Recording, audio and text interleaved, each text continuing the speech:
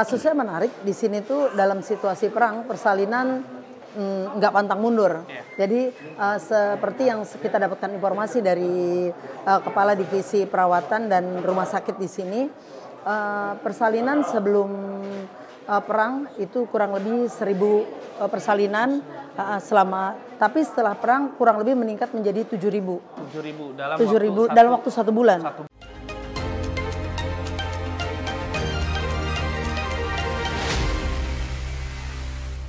Assalamualaikum warahmatullahi wabarakatuh. Kembali lagi bersama kami Reawal Mercy yang ada di Jalur Gaza. Saat ini saya berada di Rumah Sakit Al-Hilal Al-Imarati yang berada di kota Rafah, Jalur Gaza bagian selatan. Dan di sebelah saya ada seorang bidan dan kita langsung sapa. Assalamualaikum warahmatullahi wabarakatuh. Waalaikumsalam warahmatullahi wabarakatuh. Pagi. Kak Ita, ya. Mungkin boleh perkenalan diri dulu ke para penonton. Assalamualaikum warahmatullahi wabarakatuh. Perkenalkan, nama saya Ita. Saat ini saya berprofesi sebagai bidan di Rumah Sakit Al-Hilal Al-Imarati. Saya ditemani oleh 2 teman, satu Kipa sebagai perawat di bagian perawatan pos operasi, dan satu lagi Sri Baiti yang juga bertugas di bagian perawatan pos operasi. Saya selain bertugas di kamar bedah, pada hari libur seperti Jumat dan Sabtu, karena kamar bedah sementara off, saya turun di bagian delivery di kamar bersalin untuk membantu pertolongan persalinan. Oke. Dan kalau boleh tahu lagi nih, apa saja sih kasus-kasus yang ditemui oleh Kak Ita sendiri sebagai bidan yang bertugas di Rumah Sakit Al-Hilal Imarati ini? Ya, kasusnya menarik di sini tuh dalam situasi perang persalinan nggak pantang mundur. Jadi seperti yang kita dapatkan informasi dari Kepala Divisi Perawatan dan Rumah Sakit di sini, persalinan sebelum perang itu kurang lebih 1.000 persalinan tapi setelah perang kurang lebih meningkat menjadi 7.000. 7.000 dalam waktu 1 bulan. 1 bulan saja ya? Iya, hal ini karena rumah sakit ini adalah rumah sakit rujukan terbesar di daerah Rafah. Betul. Jadi semua klinik-klinik atau itu difokuskan untuk persalinan di rumah sakit ini. Kasus apa saja yang diterima oleh Kak Ita sendiri, dan kalau boleh tahu juga jumlah pasien per hari di rumah sakit ini sih kira-kira berapa banyak? Ya, untuk kamar bedah unik di sini, kamar bedahnya itu hanya melayani persalinan emergensi. Misalnya pada persalinan ibu tidak bagus atau bayinya kurang bagus, langsung dirujuk ke kamar bedah. Jadi tidak ada operasi elektif, hanya operasi untuk emergensi. Kemudian jumlah kasus kalau di kamar bedah itu kurang lebih 10-20 kasus. 10-20 per harinya? Per hari. Itu karena rujukan ya, karena rujukan. Jadi ya lumayan tinggi karena semua rumah sakit yang kecil tidak bisa beroperasi, difokuskan di sini. Iya, betul. Karena kita tahu bahwa banyak sekali sebenarnya fasilitas-fasilitas kesehatan, rumah sakit yang sudah berhenti beroperasi. Namun Rumah Sakit Al-Hilal Imarati ini memang salah satu rumah sakit yang masih beroperasi di Jalur Gaza. Dan kalau kita boleh mendalami rumah sakit ini, apa saja sih fasilitas yang ada di rumah sakit ini, Kak Ita? Kalau saya lihat untuk fasilitas sebenarnya terutama di kamar bedah dan di persalinan ya. Tentunya kalau di rumah sakit ini sistem computerized, rumah sakit ini sebenarnya sudah memakai sistem computerized, cuma karena listrik up and down jadi mereka mix lah, hybrid antara tulis dan komputer. Kemudian untuk fasilitas saya kira kita bicara masalah sebelum dan sesudah ya. Sebelumnya cukup bagus, cuma sesudah seperti teman-teman ketahui tidak ada kondisi yang kondusif selama masa perang.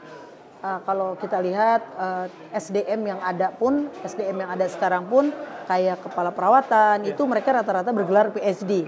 Artinya rumah sakit ini punya SDM yang sangat bagus. Gitu loh. Nah, kemudian ya karena situasi perang lah yang semuanya jadi berubah. Betul, gitu.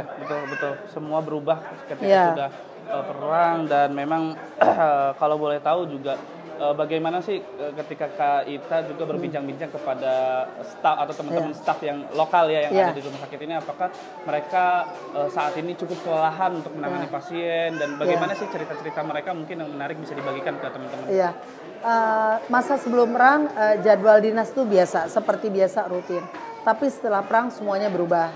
Karena satu, banyak juga tenaga SDM di sini yang menjadi korban, bahkan syahid. kemudian mereka harus overlap tugas, caranya bagaimana. Satu orang itu ada yang tugas 1 kali 24 jam Spartan atau bahkan 2 kali 24 jam. Dengan imbalan nanti mereka libur keesokan harinya. Gitu. Dan ini sebenarnya untuk tenaga kesehatan ini bukan hal yang baik gitu karena mereka butuh istirahat, mereka butuh sehat juga. Kalau mereka sakit, siapa yang nanti akan membantu para pasien yang ada di rumah sakit ini? Dan tentunya mereka juga memiliki keluarga untuk mereka. Terutama mereka ini tinggalnya nggak di rumah-rumah gitu, Pik. Jadi mereka setelah dinas kembali ke tenda. Ke tenda bukan hal yang enak, teman-teman ketahui, baik dokter maupun perawat, mereka kembali ke tenda setelah pulang berdinas di sini. Itu. Jadi benar-benar jadi di tenda lelah, di rumah sakit lelah. Betul, dan juga kita tahu bahwa memang tenda-tenda juga mungkin panas, kondisinya juga sangat kondisi sanitasi semuanya. Betul. Oke, Kak Ita sendiri dan teman-teman sebenarnya dari jam berapa sampai jam berapa Kak Ita berdinas ya? Oke. Karena kami orang luar, kita tidak diperkenankan berkeliaran di atas jam 5 sore. Jadi sebelum jam 5 kami sudah kembali dan biasa jadwal kerja kita jam 9 sudah standby di rumah sakit. Nah, kita bantu apa yang bisa kita bantu. Bagaimana sih kondisi obat-obatan di rumah sakit ini? Apakah memang kita tahu bahwa bantuan-bantuan juga masih sangat sulit untuk masuk ke jalur Gaza? Apakah di rumah sakit ini juga mengalami kekurangan obat-obatan begitu? Oke, kalau mengenai bantuan obat-obatan kita akui rumah sakit ini mendapatkan cukup banyak bantuan. Cuma yang kemarin tuh saya mengecek beberapa benang operasi, contohnya benang operasi dari sekian box, ternyata para donatur, para donor negara lain yang memberikan sumbangan ke rumah sakit ini tidak memberikan kualitas benang atau jarum operasi yang bagus. Jadi belum dipakai sudah putus. Nah ini sangat berbahaya, makanya saya juga wanti-wanti kepada semua negara donor, insya Allah Indonesia kita sangat memilih produk yang kita berikan adalah produk yang kualitas yang sangat bagus. Jadi kalau memang kualitas tidak bagus, lebih baik jangan dikirim ke sini karena itu hanya buang sampah. Betul. Jadi saya juga cukup kaget gitu pas kita cek satu box itu benang itu rapuh semua dan itu sebenarnya udah buang sampah gitu. Iya betul. Jadi memang yang bisa dipetik bukan hanya dari donasi-donasi tapi tentunya kualitas dari donasi tersebut harus sangat dibutuhkan saat ini, sangat dibutuhkan di sini. Karena memang kalau kualitasnya juga kurang bagus mungkin nanti perawatan di rumah sakit ini pun tentunya akan terganggu ya. Betul. Sehingga terutama ini Vic, yang kita harus perhatikan selain pasien yaitu sumber daya manusianya. Seperti baju-baju perawat, uniform yang seperti saya pakai ini, mereka udah nggak punya gitu loh. Jadi mereka pakai disposable, maaf, bahkan mereka mengcover bajunya dengan baju rumah karena memang ketidakadaan. Nah, salah satu misi di sini kita mencoba membantu walaupun mungkin saat ini belum banyak karena kan barang yang kita bawa belum bisa banyak. Kita berikan kepada mereka baju-baju untuk yang dipakai selama berdinas. Iya, jadi alhamdulillahnya tim Mercy bukan saja membantu dalam segi medis, tapi juga tentunya obat-obatan juga kita bawa untuk kita suplai di rumah sakit ini dan juga tentunya semoga saja donasi-donasi ini terus berjalan sehingga kita juga kita juga bisa membantu saudara-saudara kita yang ada di jalur Gaza, terkhusus yang ada di rumah sakit karena kita tahu bahwa rumah sakit ini masih terus setiap harinya melayani pasien-pasien dan tentunya sangat membutuhkan banyak sekali obat-obatan serta tentunya tim medis lagi yang untuk didatangkan karena sumber daya manusianya kalau kita lihat sangat kelelahan. Sumber daya lokal. Jadi memang butuh teman-teman atau relawan yang siap membantu all in di rumah sakit ini. Kak Ita kan mungkin udah hampir 2 minggu bertugas di rumah sakit ini. Dan kalau Kak Ita lihat sendiri, apakah di rumah sakit ini juga terdapat pengungsi begitu di rumah sakit? Ya, kalau di rumah sakit ini mungkin tidak ada pengungsi, tapi di sekitar rumah sakit itu banyak pengungsi, kantong-kantong pengungsi, dan mereka biasanya anak-anak itu main ke rumah sakit karena memang di tenda itu sangat panas, jadi mereka kadang sekedar ngaso atau ngambil air minum yang memang sumber air minum di rumah sakit ini cukup untuk mereka biasanya membawa kantong-kantong atau plastik-plastik untuk mengambil dan rumah sakit tidak melarang itu mereka mengambil itu. Iya, jadi memang mereka bertumpu air minum ataupun mengecas casan atau HP atau segala macamnya mereka bertumpu pada rumah terutama sakit. aki. Terutama aki ya. Aki untuk lampu di malam hari di tenda-tenda mereka. Iya, oke.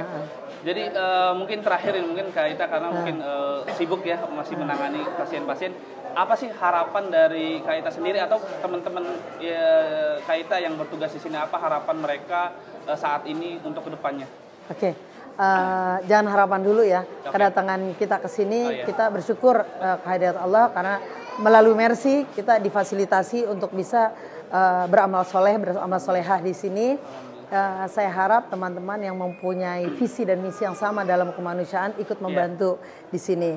Harapan saya ke depan akan terus banyak relawan yang datang membantu dan bagian institusi terkait memberikan izin. Kalau ditanya situasi apakah aman, tidak ada yang aman di Gaza. Tapi kembali kita berserah bahwa apapun Allah yang sudah menakdirkan kita. Iya. Jadi benar-benar kita sudah datang di Jalur Gaza ini, kita tahu memang Jalur Gaza ini adalah medan konflik ya. Iya, ini salah satu dari sekian banyak impian saya dan teman-teman. Iya, jadi kalau boleh, iya alhamdulillah. Dan kalau boleh tahu sendiri, Kak Ita sendiri memang sudah beberapa kali mungkin terjun di daerah konflik ya. Apa sih bedanya daerah konflik lain dengan Jalur Gaza? Mungkin ada perbedaan yang. 2 bulan yang lalu saya baru pulang dari Afgan dan Pakistan. Situasi di sana mungkin kalau ketika kita lihat berita negara yang paling bahaya, the dangerous country in the world. But kalau kita lihat di sini kita baru tahu bahwa di sini adalah penjara terbesar di dunia, di mana nilai kemanusiaan manusia itu diabaikan.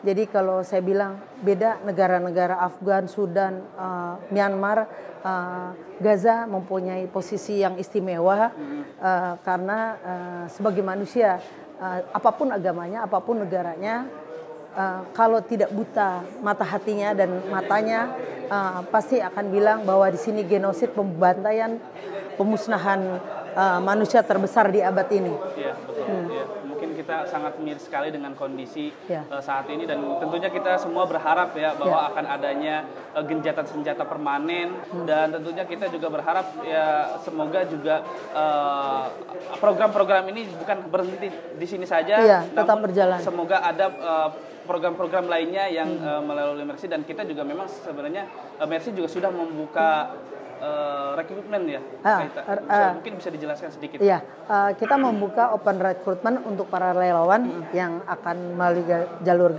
masuk ke jalur Gaza, tentu melalui beberapa seleksi.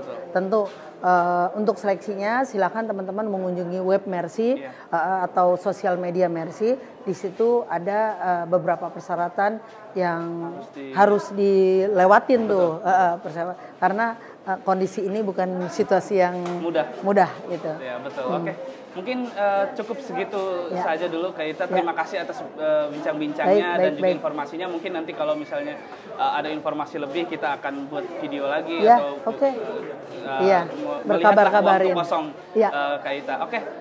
Terima kasih banyak Kak Ita. Mungkin sekian laporan kami langsung dari Jalur Gaza, relawan Mercy langsung dari Jalur Gaza. Wassalamualaikum warahmatullahi wabarakatuh. Waalaikumsalam warahmatullahi wabarakatuh.